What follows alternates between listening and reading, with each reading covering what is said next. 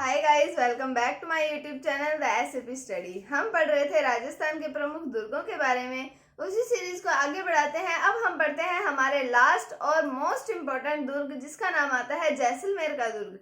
उसके बारे में पढ़ते हैं। चलिए शुरू करते हैं।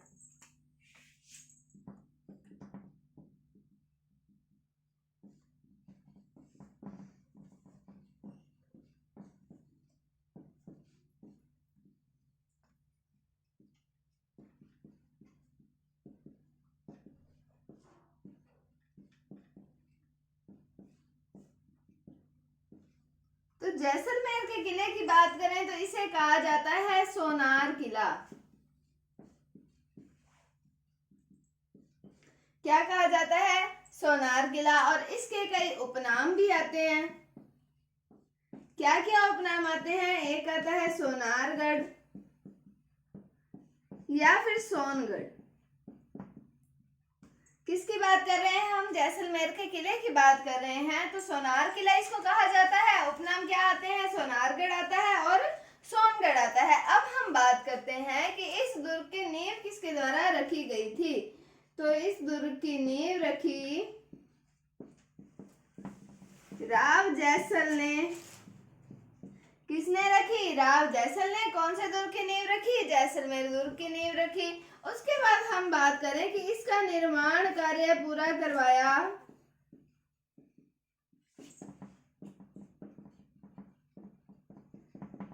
शालीवाहन द्वितीय ने।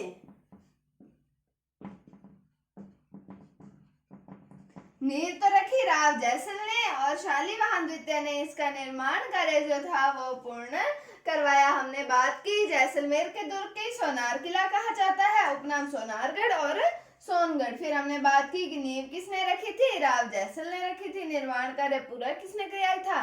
वो शालीवाहन द्वितीय ने निर्माण कार्य इसका पूरा किया था। अब हम आगे बात करते हैं इसकी।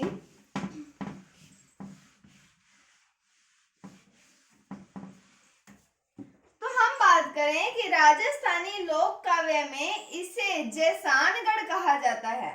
क्या कहा गया है? जैसानगढ़। तो राजस्थानी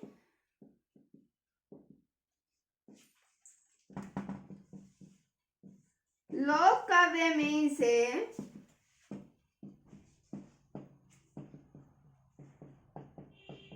जैसानगढ़ कहा गया है। अब हम बात करें कि ये एक त्रिकुटाकृति का दुर्ग है, इसलिए इसे त्रिकुटगढ़ कहा जाता है। यह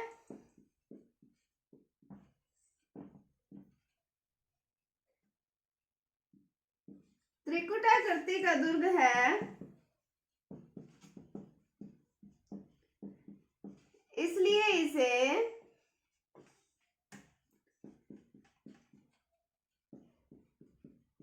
त्रिकुटगढ़ कहा जाता है। तो हमने देखा राजस्थानी लोक काव्य में से क्या कहा जाता है? जैसानगढ़ कहा जाता है और त्रिकुटाकृति का दुर्ग होने के कारण इसे त्रिकुटगढ़ कहा जाता है। अब हम बात करें कि इसमें 99 बुर्ज हैं।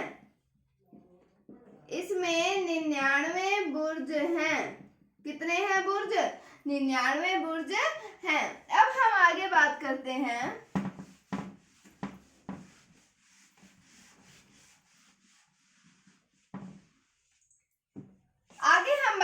कि इसके निर्माण में चूने का प्रयोग बिल्कुल भी नहीं किया गया है। ये केवल पीले पत्थरों के द्वारा बना हुआ है, इसीलिए इसे सोनार का किला भी कहा जाता है। क्या है कि निर्माण में किसका प्रयोग नहीं किया? चूने का प्रयोग नहीं किया, सिर्फ पत्थरों के द्वारा बना हुआ है। और पत्थरों का रंग कौन सा आता है? पीले रंग के पत्थरों के द्वारा। तो इसके निर्माण में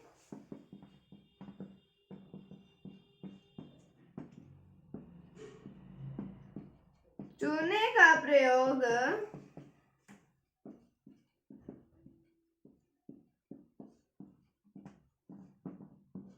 बिल्कुल नहीं किया गया।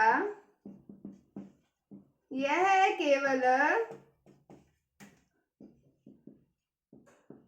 पत्थरों से, कौन से पत्थरों से? पीले पत्थरों से द्वारा निर्मित है।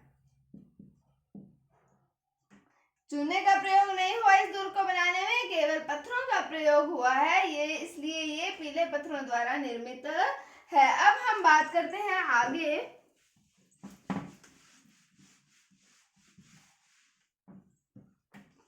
कि ये दुर्ग जो है ये त्रिभुजाकार पहाड़ी पर निर्मित है, मतलब त्रिभुजाकार की पहाड़ी पर बना हुआ है और उस पहाड़ी का नाम आता है गौरहरा पहाड़ी, इसलिए इसे क्या कहा जाता है, गौरहरागढ़ कहा जाता है। तो यह है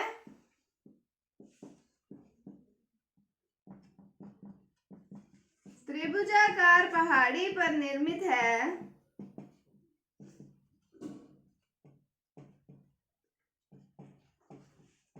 इस पहाड़ी को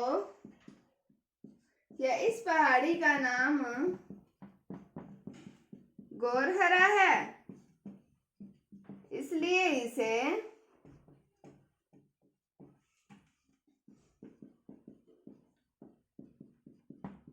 गौरहरागढ़ कहा जाता है।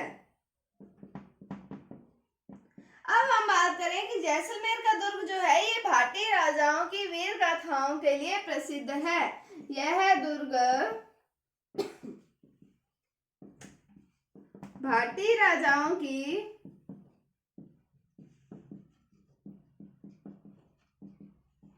वीर गाथाओं के लिए प्रसिद्ध है।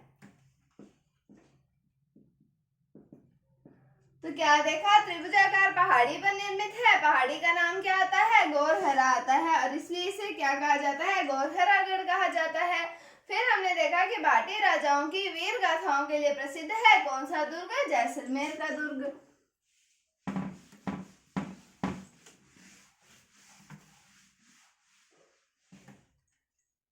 अब हम आगे बात करते हैं कि चित्तौड़गढ़ दुर्ग जो हमने पढ़ा था उसके बाद ये किला है जो राजस्थान का सबसे बड़ा लिविंग फोर्ट है। तो चित्तौड़गढ़ के बाद या फिर चित्तौड़ दुर्ग के बाद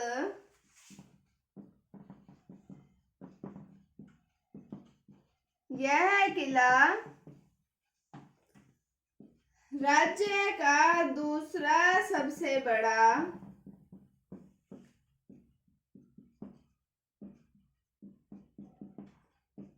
लिविंग फोर्ट है। फिर हम बात करें इसके प्रवेश द्वार की, तो इसका प्रवेश द्वार कौन सा है, क्या नाम है उसका, अक्षय पोल है। फिर हम बात करें कि इस दुर्ग के 4 दरवाजे हैं, या इस दुर्ग में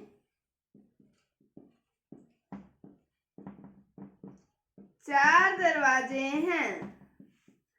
और उसके बाद हम बात करते हैं कि इस दुर्ग में या इस दुर्ग का दोहरा परकोटा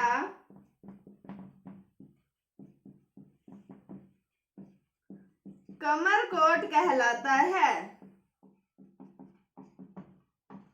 तो क्या पढ़ा, चित्तौड़ दुर्ग के बाद ये किला राज्य का दूसरा सबसे बड़ा लिविंग फोर्ट है। प्रवेश द्वार को क्या कहा जाता है, अक्षय पोल कहा जाता है। और इस दुर्ग में कितने दरवाजे हैं, 4, और जो दोहरा परकोटा है उसे क्या कहा जाता है, कमरकोट कहा जाता है। तो आज हमने जैसलमेर किले के बारे में पढ़ा है, ये अभी कंप्लीट नहीं हुआ है, इसे हम कल कोशिश करूंगी मैं कि इसे कंप्लीट कर दे, क्योंकि ये इंपॉर्टेंट दुर्ग है, इससे बहुत सारे प्रश्न पूछे जाते हैं, इसलिए ये दुर्ग मतलब लंबा है, इसलिए इससे प्रश्न भी बहुत सारे पूछे जाते हैं। तो आज हमने क्या पढ़ा उसको हम रिवाइज कर देते हैं। सोनार का किला पढ़ा हमने, क्या किसे कहा जाता है, जैसलमेर के दुर्ग को कहा जाता है।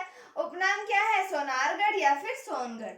फिर हमने नींव पढ़ी, राव जैसल ने रखी। निर्माण कार्य किसने करवाया, शालीवाहन द्वितीय ने करवाया। त्रिकुटाकृति दुर्ग है ये, इसलिए इसे त्रिकुटगढ़ कहा जाता है। राजस्थानी लोक काव्य में इसे क्या कहा जाता है, जैसानगढ़ कहा जाता है। इसमें 99 बुर्ज हैं। चूने का प्रयोग बिल्कुल भी नहीं हुआ है, केवल पीले पत्थरों के द्वारा ये दुर्ग निर्मित है। ये दुर्ग जो है भाटी राजाओं की वीर गाथाओं के लिए प्रसिद्ध है। फिर हमने देखा चित्तौड़गढ़ के बाद ये किला राज्य का दूसरा सबसे बड़ा लिविंग फोर्ट है। और इसका प्रवेश द्वार क्या आता है, अक्षय पोल। दुर्ग में कितने दरवाजे हैं, 4, और दोहरे परकोटे को क्या कहा जाता है, इसे कहा जाता है कमरकोट। और एक इम्पोर्टेंट बात की त्रिभुजाकार पहाड़ी पर निर्मित है ये दुर्ग। पहाड़ी का नाम क्या है? गौरहरा, और इसलिए इसे क्या कहा जाता है? गौरहरागढ़ कहा जाता है। तो कल हम कोशिश करेंगे कि इस दुर्ग को कंप्लीट कर लेंगे और हमारा राजस्थान के दुर्गों वाला टॉपिक जो है वो कंप्लीट हो जाएगा, और फिर हम अगला नया टॉपिक स्टार्ट करेंगे। उम्मीद है आपको टॉपिक समझ आया होगा। अगर आपको इसमें कोई डाउट है तो आप कमेंट सेक्शन में पूछ सकते हैं। अगर आपको वीडियो थोड़ी सी भी अच्छी लगी तो इसे लाइक कीजिए, शेयर कीजिए, चैनल पर नए हैं तो इसे सब्सक्राइब जरूर कीजिए। Thank you, thanks for watching, bye bye.